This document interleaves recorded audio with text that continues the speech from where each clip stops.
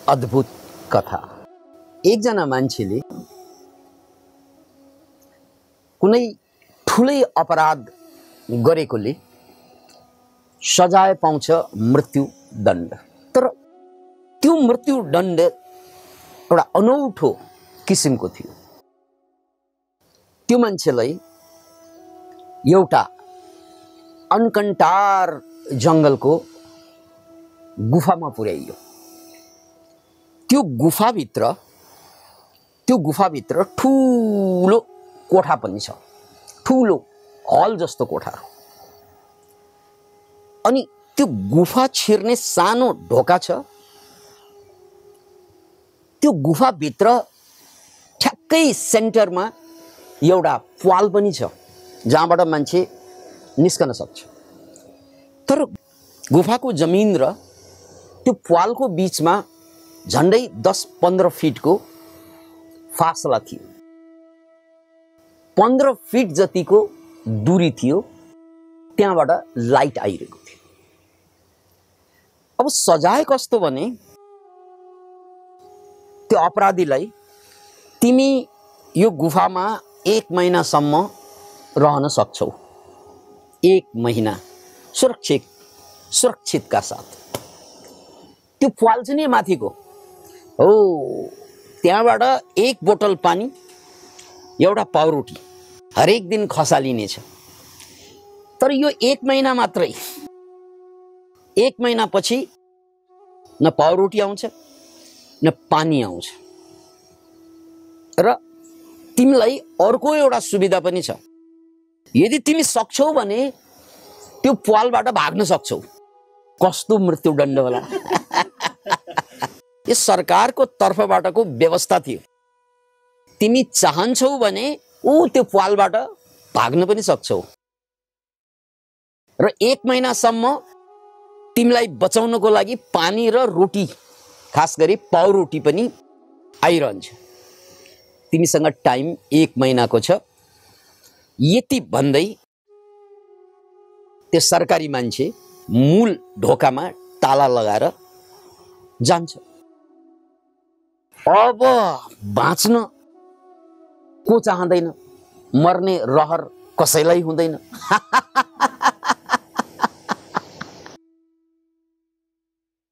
ऊ खुसी भयो, किन भन्नाले त्यहाँ प्वाल छ, फेरि 1 महिनाको समय छ। ऊ खुसी भयो, म भागिहाल्छु जसरी पनि लाग्थ्यो उसलाई। चारैतिर गुफा अँध्यारो छ, बीचमा लाइट आइरहेको छ। गुफा एकदमै ठुलो हल जस्तो ठुलै गुफा छ। त्यो कैदीले, त्यो अपराधीले अब भाग्नको लागि तयारी त गर्नु पर्यो। कसरी भाग्ने? 15 फिट छ, आफ्नो हाइट 5 फिट। अब 10 फिट त्यहाँ उसले ढुङ्गा जोड्नु पर्छ। त्यसपछि उसले ढुङ्गा छामछाम छुमछुम गरेर ढुङ्गा खोज्न थाल्छ। यता खोज्छ, उता खोज्छ। अब गुफा ठुलै थियो, ढुङ्गा भेटाउँदै जान्छ। अनि त्यो ढुङ्गा खाप्छ उसले। एउटा ढुङ्गा, अर्को ढुङ्गा, अर्को ढुङ्गा खाप्छ। अब कति खाप्नु पर्यो? 10 फिट खाप्नु पर्यो। त्यसकारण उसले एक दिनमा धेरै ढुङ्गा खाप्न सकेन। एक दिनमा मुस्किलले 1 फिट ढुङ्गा मात्रै उसले खाप्न सक्यो। एकपछि अर्को अर्को खाप्दै 1 फिट जति बनाउने, अनि अर्को दिन फेरि अर्को 1 फिट बनाउने। यसरी ऊ अगाडि बढ्दै थियो। 1 महिना उसँग समय थियो। ढुङ्गा खाप्दा खाप्दा खाप्दा अन्तिम दिनसम्म पुग्दा नपुग्दै लगभग उसले 10 फिट जति ढुङ्गा खापिसकेकै थियो। अब त्यहाँ चढ्यो भने ऊ त्यहाँबाट भाग्न सक्छ, किनकि 15 फिटको उचाइमा छ। उसको हाइट 5 फिट छ। 10 फिट उसले ढुङ्गा लगभग खापिसकेको अवस्था थियो अन्तिम दिनमा। त्यसपछि बडो खुसी भएर अब त म भागिहाल्छु भनेर चढेको। तर त्यो ढुङ्गा सिमेन्टेड गरेको त होइन, उसले खापेको मात्रै। त्यो 10 फिट ढुङ्गा गर्ल्याम गुर्लम ढल्छ। सबै ढुङ्गा ढलिसकेपछि फेरि खाप्न त मिल्छ, तर उसँग अब समय छैन, किनकि अब 2-4 दिन बाँकी छ।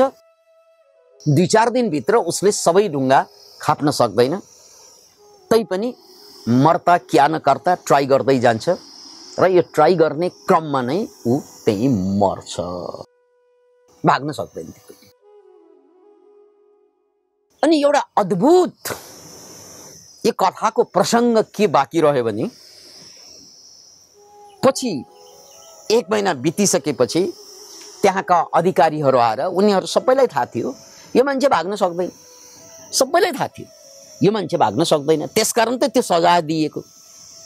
किनकि योभन्दा अगाडि पनि यो गुफामा यस्ता जानमाराहरूलाई त्यही थुन्ने गरिन्थ्यो, त्यही 1 महिनाको मोहल्लत दिने गरिन्थ्यो र भाग्न अवसर दिन्थ्यो र अहिलेसम्म एउटा कैदी पनि त्यहाँबाट भाग्न सकेको छैन, जबकि सबैलाई अवसर थियो। Can you imagine? सबैले त्यही ट्राई गर्ने हो तर कोही पनि भाग्न सकेन। त्यसकारण अधिकारीहरूलाई थाहा नै छ यो पनि भाग्दैन, किनकि पहिला यसरी कोही पनि भाग्न सकेको इतिहास छैन। त्यसकारण यो पनि त्यहाँ मरेको होला। खोज्दै जाँदा एउटा ठाउँमा ऊ ढुङ्गाले नै खिचेर मरिरहेको पाइयो। अनि अधिकारीहरू हाँस्छन् अधिकारीहरू हाँस्छन् किनभने त्यो गुफाको छेउछाउमा थुप्रै प्वालहरू थियो, त्यो गुफाको छेउछाउमा थुप्रै सुरुङहरू थियो। त्यो सुरुङबाट छिरेको भए 1 मिनेटमा भाग्न सकिन्थ्यो। फेरि पनि याद राख्नुहोस् है, त्यो गुफामा अरू प्वालहरू पनि थियो, अरू साना साना साना साना प्वालहरू थिए, तर ती प्वालहरूमा उज्यालो थिएन। धेरै टाढा गएर बल्ल त्यो प्वाल खुल्थ्यो, त्यसकारण उज्यालो कतैबाट पनि आइरहेको हुँदैन थियो। उज्यालो आएको माथिबाट हो, एक ठाउँबाट मात्रै।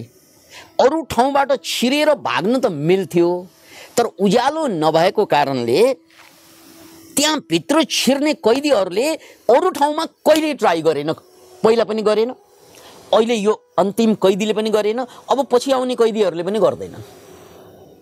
यो ह्युमन साइकोलोजीको कमजोरी हो। अब बुझ्नुस्, यहाँ पतञ्जलिको योग सूत्रसँग जोडेर बुझ्नुपर्छ यो कुरा। हामी सबै टाउकाहरूको जीवनको चित्रण हो यो।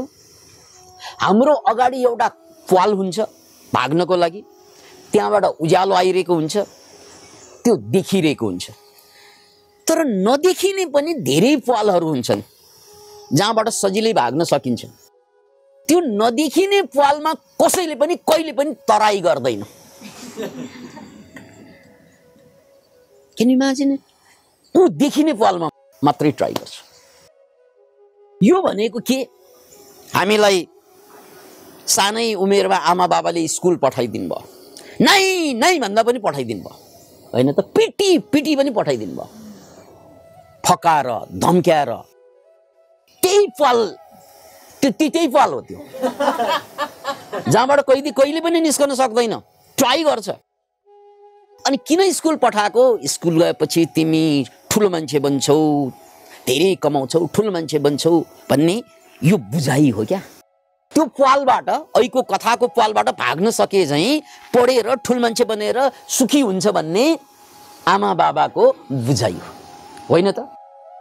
त्यसकारण हामीलाई पिटी पिटी भएर पनि त्यहाँबाट जाऊ। त्यसपछि हामीलाई बिहे गराइदियो, इच्छा भए पनि नभए पनि मान नमान मैं तेरा श्रीमान भनेर कोही आउँछन् जीवनमा। यो मेरो आवश्यकता हो कि होइन, बिहे भनेको मलाई आवश्यकता हो कि होइन थाहा नै छैन।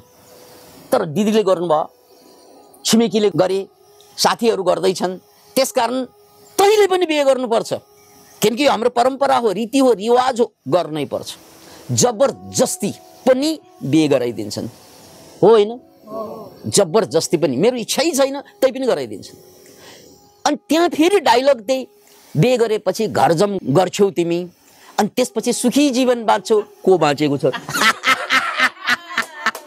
बिहे गरेर को खुसी भएको छ र? अनि भन्ने त्यही हो डायलग।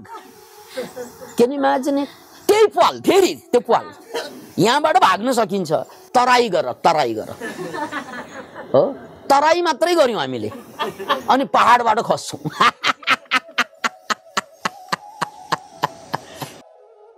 अनि यहाँबाट कहानी सकिँदैन।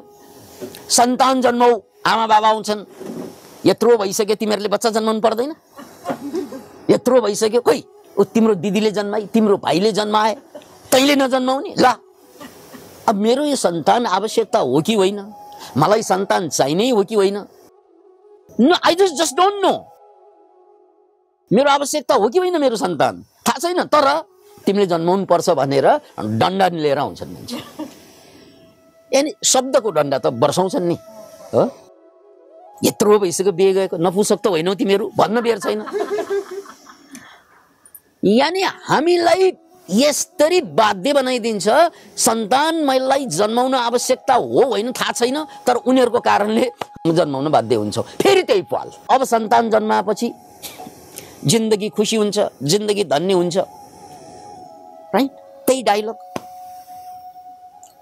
Can you imagine it? यसरी हामीलाई समाजले, परिवारले, संस्कारले, संस्कृतिले जे नाम दिउँ, सुखी हुनुको नाउँमा, खुसी हुनुको नाउँमा, जीवनलाई बनाउनु नाउँमा यस्तो कुरा गर्न बाध्य गराइदिन्छ जुन कुरा कहिले पनि सिद्ध हुँदैन। त्यो अघिको कैदीको कथा जस्तै, त्यहाँबाट भाग्नै सक्दैन, राइट? त्यहाँबाट भाग्नै सक्दैन, ट्राई मात्रै गर्ने हो। बिहे गरेर सन्तान जन्माएर या घरबार जमाएर को मान्छे सुखी हुन्छ र को मान्छेको जिन्दगी धन्य हुन्छ? हुँदैन। तैपनि गर्न बाध्य बनाइदिन्छ समाज। अब यो कथाको प्रसङ्गमा बुझ्नुहोस्, त्यो मूल पाल बाहेक दायाँ बायाँ थुप्रै पालहरू थिए जहाँबाट मजाले भाग्न सकिन्थ्यो। त्यो दायाँ बायाँको पालमा न आमाले ट्राई गर्नुभयो, न बाबाले, न बाजेले, न जिजुबाले, कसैले पनि ट्राई नगरेको कारणले गर्दा हामीलाई पनि ट्राई नगर्नै भन्छन् त्यहाँ, राइट? यहाँ पाल छ, कहाँ कहाँ हेरिरहेको भन्छ। भाग्ने ठाउँ यो हो त, दायाँ बायाँ टाउको घुमाउने काम छैन बाबु, ठुलो भइस बिहे गरिहाल, राइट? जागिर खाइहाल। Can you imagine it? जबकि यसरी जिन्दगी धन्य हुँदैन, यसरी सुख प्राप्त हुँदैन, यसरी शान्ति प्राप्त हुँदैन, यसरी स्वास्थ्य प्राप्त हुँदैन। त्यो सबैको भोगाइले दिएको शिक्षा पनि हो। ओ सबैले बिहे गरेका छन्, सबैले सन्तान जन्माएका छन्, सबैले कमाउने काम गरेका छन्, तर खोइ त स्वास्थ्य, खोइ स्वास्थ्य, कुन शरीरमा स्वास्थ्य बाँकी रह्यो 40 वर्षपछि? शरीरमा स्वास्थ्य छैन, मनमा कहाँ शान्ति छ? कुन मनमा शान्ति छ? न शान्ति न स्वास्थ्य, तैपनि यहाँबाटै छिर्नुपर्छ भनेर मलाई बाध्य गर्नुहुन्छ। किन इमेजिन? जबकि त्यो कैदीले, त्यो कथाको कैदीले, यहाँ एउटा पाल छ, यो 15 फिट, अरू पनि त होला नि यहाँ भनेर त्यो गुफाभित्र छामछाम छुमछुम गरेर ट्राई गरेको भए त्यहाँ अरू पनि पाल थिए, त्यहाँबाट स्वाट्टै भाग्न सकिन्थ्यो। अरू पनि पाल थिए, त्यहाँबाट स्वाट्टै भाग्न सकिन्थ्यो, सजिलै बच्न सकिन्थ्यो। तर कुनै पनि कैदीले हिजो पनि ट्राई गरेन, आज पनि गरेको छैन र भोलि पनि गर्दैन। यो कुरा अधिकारीहरूलाई थाहा थियो कथामा। अब जीवन हेर्नुहोस्, आजसम्म हामीले धनमा, पदमा, शिक्षामा, सत्तामा, सम्पत्तिमा, छोराछोरीमा जुन सुख खोज्छौँ नि, त्यो सबै सुख यहाँभित्र छ। त्यसको लागि केही गर्न पर्दैन, आँखा चिम्लेर ध्यानमा चुर्लुममा डुब्यो भने सुखै सुख, सुखै सुख, सुखै सुख छ। क्या नि माजा? अब यहाँ आँखा चिम्लेर केही प्राप्त नगरिकन प्राप्त गर्ने सुख यसरी हामीलाई घुमाइदिन्छ समाजले। यो गर, त्यो गर, त्यो गर, त्यो गर, सुखकै लागि फेरि यति घुमाइदिन्छ। त्यो घुम्दा घुम्दै मान्छे मर्छ, तर सुखमा ऊ पुग्दै पुग्दैन। अघिको कैदी जुन छ नि, कथाको कैदी हामी नै, त्यो कथाको कैदी हामी नै हौँ। हामी धेरै मेहनत गऱ्यौँ, परिश्रम गऱ्यौँ, अहिले भाग्नु सकिएला सकिएला जस्तो पोइन्ट आउँछ, त्यही बेला गर्लाम गुर्लम त हुन्छ। अब त जीवन केही होला भन्ने हुन्छ, त्यही बेला चाहिँ मृत्यु पनि आइसकेको हुन्छ। त्यसकारण यहाँ पतञ्जलिको यो सूत्र हामीले हृदयङ्गम गर्नुपर्छ। हेर्नुहोस्, यहाँ तत् अर्थ एव दृश्यस्य आत्मा भन्ने जुन शब्द छ, दुई शक्तिहरूको चर्चा भएको छ। एउटा द्रष्टाको शक्ति, आत्माको शक्ति, अर्को संसारको शक्ति, यो दृश्य शक्ति। हेर्नुहोस् है, दृश्य शक्ति भनेको धन शक्ति, पदको शक्ति, हो, परिवारको शक्ति, यो बाहिरबाट आउने एउटा शक्ति र अर्को बाहिरबाट होइन भित्रैको एउटा शक्ति, आत्माको शक्ति। दुई शक्ति हामीसँग जन्मजातै उपलब्ध छन्। अब सबै मान्छेले द्रष्टा शक्ति नरोजिकन दृश्य शक्ति रोज्न थाल्छन्। हो, धन कमाएर खुसी हुने, हो, शिक्षित भएर खुसी हुने, हो, समाज बसाएर खुसी हुने, हो, समाज बसाउनु, परिवार बसाउनु नराम्रो कुरा त भएन, तर यसबाट खुसी हुन्छ भन्ने भ्रम पाल्नु भएन क्या। धन कमाउनु गलत त होइन, तर धनबाट खुसी आउँछ यो भन्दा ठुलो भ्रम अरू केही पनि हुँदैन। छोराछोरी जन्माउनु अपराध त होइन, तर छोराछोरीबाट सुख पाउँछ विकास आनन्द। यसरी बुझ्नुपर्छ। किन इमेजिन, किनकि सुखको स्रोत बाहिर होइन क्या। सुख, शान्ति, आनन्द, मुक्ति भनेको आत्मामा मात्रै हुन्छ। बाहिर त सम्पत्ति हुन्छ, बाहिर त सत्ता हुन्छ, शिक्षा हुन्छ, तर सुख, शान्ति, आनन्द, मुक्ति यो आफूभित्र छ। त्यसकारण दुई शक्ति, एउटा शिक्षा, सत्ता, सम्पत्ति, संसारको शक्ति र अर्को आत्माको शक्ति, आनन्द, शान्ति, भक्ति, मुक्ति, यो भित्रको शक्ति। दुई शक्ति जसलाई दृश्य शक्ति। आज सबै मान्छे दृश्य शक्तिमा अल्मलिरहेका छन्। आज सबै मान्छे दृश्य शक्तिमा अल्मलिरहेका छन्, त्यो अघिको कैदी जस्तै। त्यसकारण ऊ बनाउँदा बनाउँदै अन्ततः गर्लाम गुर्लुम ढलेर मर्छ, हो, त्यो दृश्य शक्ति।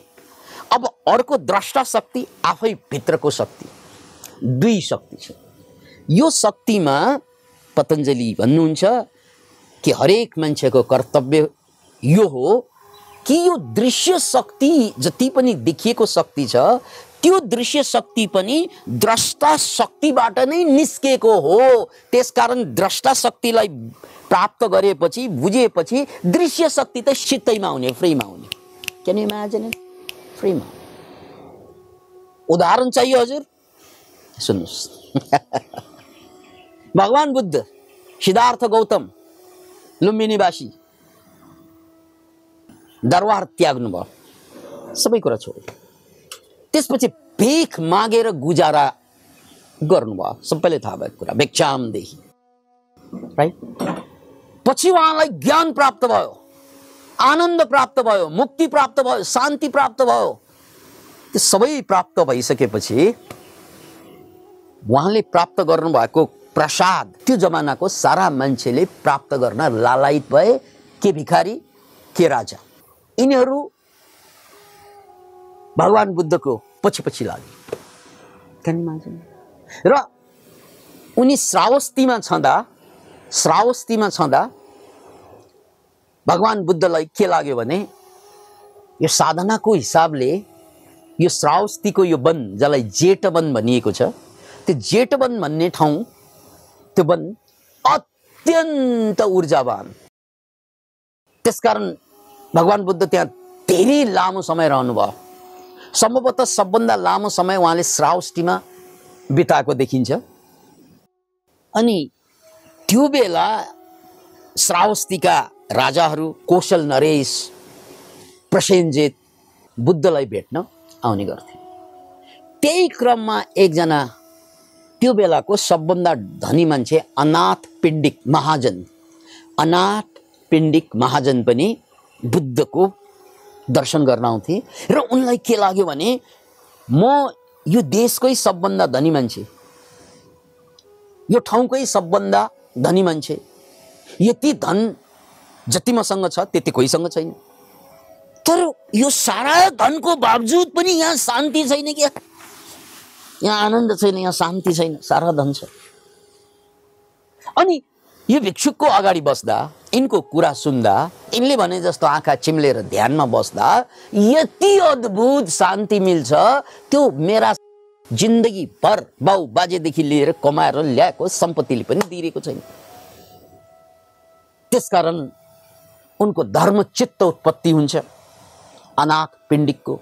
अनि हात जोडेर गौतम बुद्धलाई भन्छन्, भगवान हजुर यो जेठ वनमा बस्नु भएको छ र यहाँ हजुरलाई सबभन्दा बढी ऊर्जाको अनुभूति भएको होला, त्यसकारण हजुरलाई मन परेको ठाउँ देखियो। म यो जेट1 सबै किनेर हजुरको लागि दान दिन चाहन्छु। हजुर भनेको यो भिक्षु सङ्घको लागि, जहाँ हजारौं भिक्षुकले एकसाथ आएर ध्यान गर्न सकुन्। किनकि म जस्तो मान्छे जसले जिन्दगीभर कमाउने बाहेक केही पनि सोचेन र कमाएर कहिले पनि शान्ति पाएन, हजुरको सान्निध्य र यो जेट1मा बस्दा पनि मलाई आनन्द दिएको छ र हजुरको प्रवचन, हजुरको साधनाले अद्भुत शान्ति मिलेको छ। त्यसकारण म यो किनेर हजुरलाई भिक्षुक सङ्घलाई दान दिन चाहन्छु। भगवानले टाउको हल्लाउनु भयो, ठिक छ अनाथ पिण्डिक, यदि तिम्रो धर्मचित्त यसरी नै उत्पत्ति भएको भए स्वागत छ। अब अनाथ पिण्डिकले त्यो जग्गा किन्नको लागि कहाँ जानु पर्यो? राजा कहाँ जानु पर्यो, किनकि त्यो राजाको जग्गा थियो, त्यो बगैँचा राजाको थियो, राइट। अनि राजा कहाँ गएर हात जोडेर भने, महाराज म हजुरको यो जेट1 किन्न चाहन्छु र यो मेरो प्रयोजनको लागि होइन, म यो किनेर भगवान बुद्धलाई दान दिन चाहन्छु, ताकि हजारौं भिक्षुकहरूले यहाँ आएर मैले जस्तै शान्ति प्राप्त गरून्। किनकि मैले पुर्खाले कमाएको सम्पत्ति र मैले कमाएको सम्पत्ति जोड्दा पनि नपाएको शान्ति यहाँ आएर शान्तिको अनुभूत भएको छ। त्यसकारण म यो पुण्य कर्म गर्न चाहन्छु। एक दिन मर्नुपर्छ, त्यसकारण मर्न अगाडि केही गरेर जानुपर्छ, यो बोध भएको छ। यसैले जेट1 भगवान बुद्धलाई दान गर्न चाहन्छु। त्यसपछि राजाले के भने भन्नाले, यस्तो आनन्ददायी वन म कहाँ बेच्छु यस्तो अद्भुत ठाउँ म कहाँ बेच्छु र, म बेच्दिनँ भन्छु। प्रभु, यो मेरो व्यक्तिगत प्रयोजनको लागि होइन, म हजार साधकहरूको लागि, पछि आउने साधकहरूको लागि नै भन्दैछु। महाराज, हजुरको काम के त जनताको सुरक्षा गर्ने, जनताको शान्ति सुरक्षा कायम गर्ने नै हो। त्यसकारण महाराज त्यसो भनी नबक्सियोस्, म बरु हजुरले भने जति पैसा दिन तयार छु, भने जति। राजा त राजै हुन्। उनले के भने, अनाथ पिण्डिक, त्यसो भए तिमीलाई त्यति जमिन मात्रै म बेच्छु जति जमिन तिम्रो सुनको सिक्का, त्यो बेला असर्फी भनिन्थ्यो, त्यो सुनको सिक्का टक्क राख्दाखेरि जति जमिन ओगटिन्छ त्यति म दिन तयार छु भन्छ। खुसी हुन्छ। अब सुन्नुहोस् है, त्यसपछि सुनको असर्फी कमसेकम 1 तोला त होला एउटा असर्फीको, या आधै तोला होला। त्यस्तो सुनको असर्फीले जति माटो ओगटिन्छ, जमिन ओगटिन्छ, त्यति मात्रै दिने भनेपछि उनलाई जति जमिन चाहियो त्यो सबै सुनले भरिदिनु पर्छ। अब कहानी सुन्नुहोस्, अनाथ पिण्डिक त्यो बेलाको सबभन्दा धनी मान्छे, आजको बिल गेट्स, एलन मस्क या स्टिभ जब्स, जेफ बेजोस, त्यस्तै भने जस्तै थियो। अन्त यार, किनकि धनको काम के? खर्च गरे त धन, त्यतिकै राखे त त्यो धन होइन, त्यो त कागजको टुक्रा हुन्छ। सुन भए धातु मात्रै हुन्छ, खर्च गरेपछि मात्रै धन हुन्छ। चुपचाप बस्यो भने त्यो फुस हुन्छ। त्यसकारण ल जा, मलाई यति चाहिँदा पनि चाहिँदैन र अब यो पुण्य कर्म गर्ने अवसर मैले पाएको छु, भरको धन खनाइदिन्छु। त्यसपछि त्यो जेट1 बिहार जुन छ, धेरै ठुलो वन छ, त्यो सारा वन सुनले पाट्दिए। त्यसरी किनेर भगवान बुद्धलाई दान दिएको भन्थ्यो। किन मान्छे? त्यसकारण यहाँनिर बुझ्नुपर्ने कुरा पतञ्जलिको सूत्रमा के त भने, यो जुन द्रष्टा शक्ति र दृश्य शक्ति, त्यो द्रष्टा शक्ति र दृश्य शक्तिमा जब मैले द्रष्टा, मूल त द्रष्टा हो, आत्मा हो, त्यो द्रष्टा शक्तिको पहिचान हुन्छ, त्यो दृश्य शक्ति त आफै आउँछ भन्ने जुन उदाहरण मैले दिन खोजेको, भगवान बुद्धले आफैले दरबार त छोडेकै हुन्, उनीसँग सुकु थिएन। तर जब उनलाई ज्ञान प्राप्त भयो, उनलाई त्यो दान दिनको लागि 101 राजाहरू, 101 सेठहरू कुदे गरे। अनाथ पिण्डिकको कहानी अप्रतिम कहानी छ।